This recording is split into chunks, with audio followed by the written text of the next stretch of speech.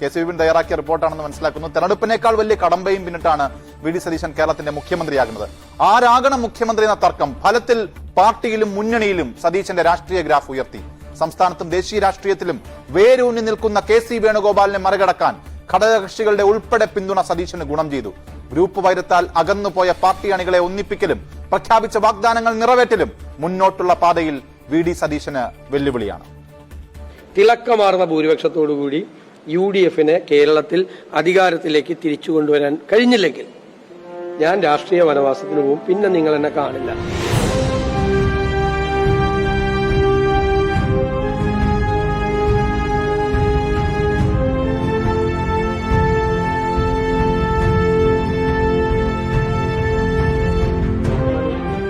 പോരാട്ടത്തിന്റെ അവസാന നാളിലും അണികളിൽ പടർന്ന അസാധ്യമെന്ന തോന്നലിനെ ആത്മവിശ്വാസത്തിന്റെ വചനങ്ങൾ ഓതി തീ പിടിപ്പിച്ചൊരാൾ.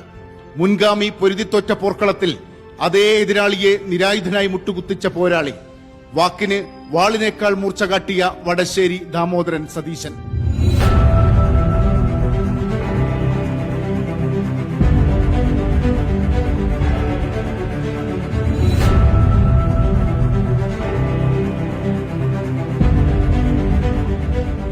തുടർച്ചയായ രണ്ടാം നിയമസഭാ തോൽവിയോടെ രാഷ്ട്രീയ ആയുധങ്ങളും ആവേശവും കെട്ടടങ്ങിയ മുന്നണിയാണ് കോൺഗ്രസ് പാർട്ടി 2021 സതീശന്റെ കയ്യിൽ ഏൽപ്പിക്കുന്നത്.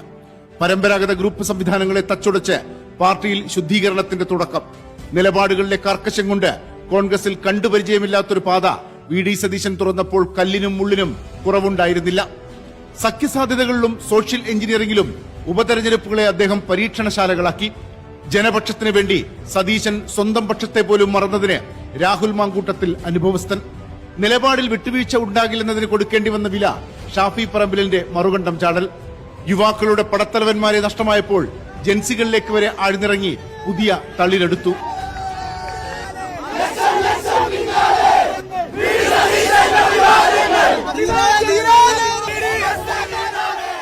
വാക്ചാതുര്യമാണ് വി.ഡി. സതീശന്റെ USP. സഭാതലത്തെ പ്രകമ്പനം കൊള്ളിച്ച പ്രസംഗങ്ങൾ, തർക്കങ്ങൾ, വൈകാരിക പ്രകടനങ്ങൾ.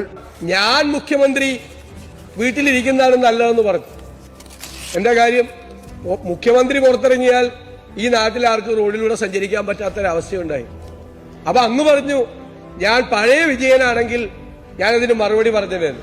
ബഹുമാനപ്പെട്ട മുഖ്യമന്ത്രിയോട് ഞങ്ങൾക്ക് പറയാനുള്ളത്, ഞങ്ങൾക്ക് പഴയ വിജയനെയും പേടിയില്ല, പുതിയ വിജയനെയും പേടിയില്ല.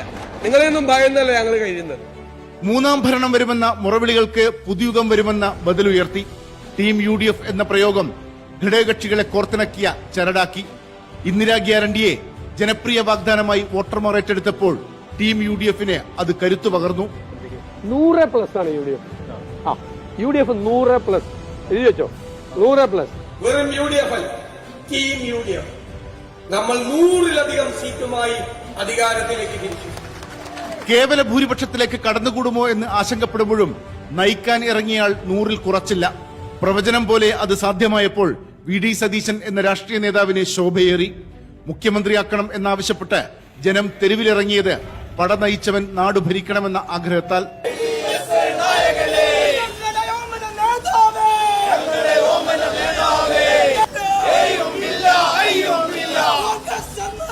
ലോട്ടറി സംവാദത്തിൽ അന്നത്തെ മന്ത്രിയായിരുന്ന തോമസ് ഐസക്കിനെ വെള്ളം കുടിപ്പിച്ചതാണ് സതീശന്റെ രാഷ്ട്രീയ ജീവിതത്തിലെ ട്വിസ്റ്റ്. പക്ഷേ അതിന്റെ ആനുകൂല്യം ഭരണം കിട്ടിയപ്പോൾ പാർട്ടി നൽകിയില്ല. 986-ൽ MG യൂണിവേഴ്സിറ്റിയുടെ വിദ്യാർത്ഥി യൂണിയൻ ചെയർമാൻ സ്ഥാനമാണ് സതീശന്റെ രാഷ്ട്രീയ ജീവിതത്തിലെ ആദ്യത്തെ കസേര.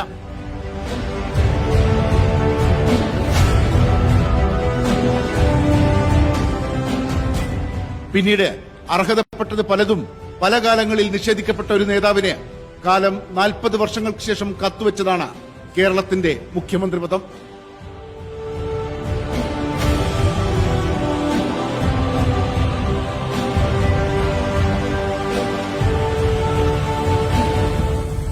കെ.സി. ബിപിൻ, ഏഷ്യാനെറ്റ് ന്യൂസ്. അനൂപ്, സമയക്കുറവുണ്ട് എങ്കിലും ഈ റിപ്പോർട്ട് തയ്യാറാക്കിയ കെ.സി. ബിപിനെ കുറിച്ച് 2 വാക്ക് പറയാതെ ശരിയാവില്ല. കാരണം ഈ തെരഞ്ഞെടുപ്പ് പ്രഖ്യാപിച്ചത് മുതൽ ഈ തെരഞ്ഞെടുപ്പ് എങ്ങോട്ടേക്കാണ് പോകുന്നത്, നമ്മൾ ഈ വിദേശ മാധ്യമങ്ങളിലൊക്കെ തെരഞ്ഞെടുപ്പ് പ്രൊഡിക്ട് ചെയ്യുക എന്ന് പറയുന്നത് മാതിരി ഏത് മേഖലയിലാണ് കൂടുതൽ മുൻതൂക്കം, ഏതോ കണ്ണൂരിൽ സംഭവിക്കാൻ പോകുന്നത് ഇതാണ്, പയ്യന്നൂരിൽ സംഭവിക്കാൻ പോകുന്നത് ഇതാണ്, ഇനി തെരഞ്ഞെടുപ്പ് കഴിഞ്ഞാൽ UDFൽ സംഭവിക്കാൻ പോകുന്നത് ഇതാണ്, അതിന്റെ കൾമിനേഷൻ ഇതായിരിക്കും എന്നൊക്കെ ഏതാണ്ട് 90% കൃത്യതയോടെ പ്രവചിച്ച ആളാണ് ബിബിൻ. ബിബിനോട് പല സമയങ്ങളിലും ചില സംവാദങ്ങളിൽ ഏർപ്പെട്ടിട്ടുണ്ട്. അബ്ജുവിനെ അറിയാം, ഞാൻ ലെഫ്റ്റ് ബീറ്റ് റിപ്പോർട്ടറായിരുന്നപ്പോൾ കൈകാര്യം ചെയ്യുന്ന നേതാവാണ്, റിപ്പോർട്ടറാണ്. അപ്പോൾ ഈ നേതാവായി വി ഡി സതീശനെ ഉയർത്തിക്കാട്ടുമ്പോഴൊക്കെ തന്നെയും അതെന്തുകൊണ്ട് ലോജിക്കലി അത് ശരിയായി വരുമോ എന്നൊക്കെ ചോദിക്കുമ്പോൾ കൃത്യമായി ബിബിൻ പറയുമായിരുന്നു, ഏറ്റവും ഒടുവിൽ സതീശൻ തന്നെയാകും മുഖ്യമന്ത്രിയായി വരിക. കാര്യം ഇനി എത്രയൊക്കെ വ്യവസ്ഥാപിതമായ മാർഗങ്ങൾ തടസ്സമായി ഉയർന്നാലും ഈ ജനങ്ങളുടെ വികാരം കാണാതെ പോകാൻ പാർട്ടി നേതൃത്വത്തിനാകില്ല. ഇത് കോൺഗ്രസ് പാർട്ടിയാണ് എന്ന് വ്യക്തിപരമായ സംഭാഷണങ്ങളിൽ ബിബിൻ പറയുമായിരുന്നു. എന്തായാലും ഇപ്പോൾ സതീശൻ മുഖ്യമന്ത്രിയായിരിക്കും.